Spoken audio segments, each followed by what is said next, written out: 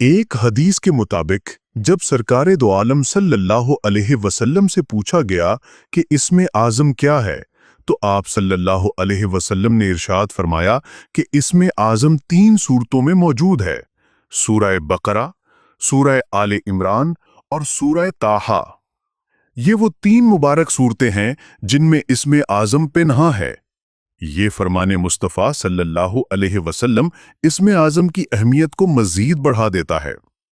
इसमें आज़म के मुतल्लिक उलमाए तफसीर की एक बड़ी तादाद ये बयान करती है कि या हय्यू या क़य्यूमू ही इसमें आज़म है। हम में से अक्सर लोग अपनी दुआओं में इसे कसरत से पढ़ते हैं। या हय्यू या क़य्यूमू बुजुर्गान दीन की नज़र में हज़रत इब्ने अब्बास रज़ी अल्लाह अन्हु से भी ये कौल मनकूल है कि इसमें आज़म या हय्यू या क़य्यूमू ही है। बल्कि हज़रत इब्ने अब्बास रज़ी अल्लाह अन्हु तो खुद ये भी फरमाते हैं कि हज़रत सुलेमान अलैहिस्सलाम के दरबार में जो तख्त हज़रत आसिफ बिन बरखिया लेकर आए थे, उन्होंने भी या हय्यू या क़य्यूमू की ताकत के ज़रिए ही वो तख्त वहाँ लाया था। बहुत से रावियों और मुफस्सिरीन का ये कहना है कि या हय्यू या क़य्यूमू ही वो इसमें आज़म है जिसको पढ़ने के बाद हर दुआ कबूल हो जाती है, इंसान की तमन्नाएं पूरी हो जाती हैं और अल्लाह ताला से जो कुछ भी मांगा जाए वो तमाम चीज़ें उस बंदे को मिल जाती हैं। लेकिन इसको पढ़ने के कुछ ख़ास तरीके हैं। अगर कोई बंदा इसको गलत तरीके से पढ़ेगा तो ये बिल्कुल भी असर नहीं करेगा।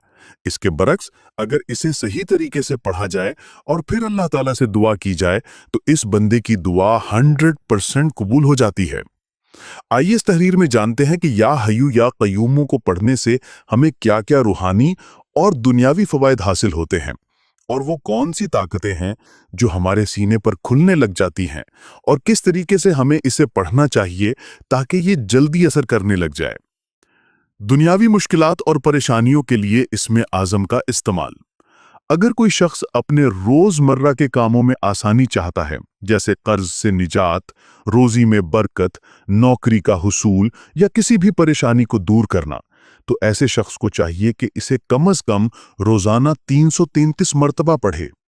इस अमल से रोज़मर्रा के कामों में आसानी होगी, इसके काम हर जगह बनेंगे, हर जगह इज्जत हासिल होगी, कल्बे मुनव्वर होगा, लोग इससे मोहब्बत करेंगे और जहां पर भी जाएगा तरक्की और कामयाबी इसके पीछे जाएगी।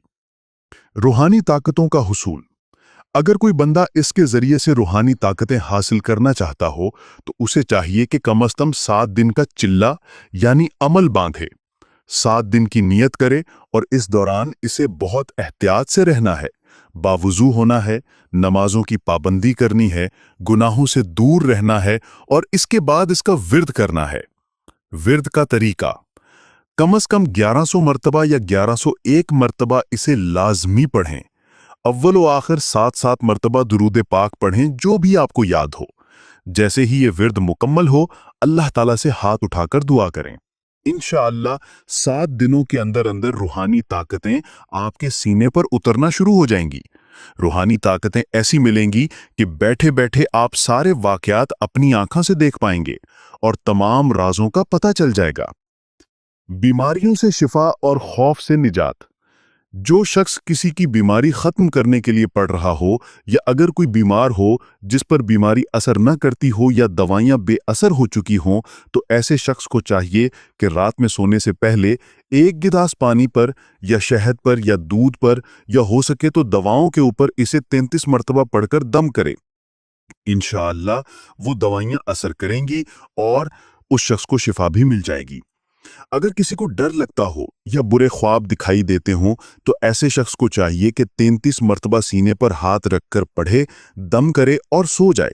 इंशाअल्लाह उसे कभी भी बुरे ख्वाब नहीं आएंगे और वो कभी किसी चीज से नहीं डरेगा। रिस्क में बरकत और माली तंगी का खात्मा।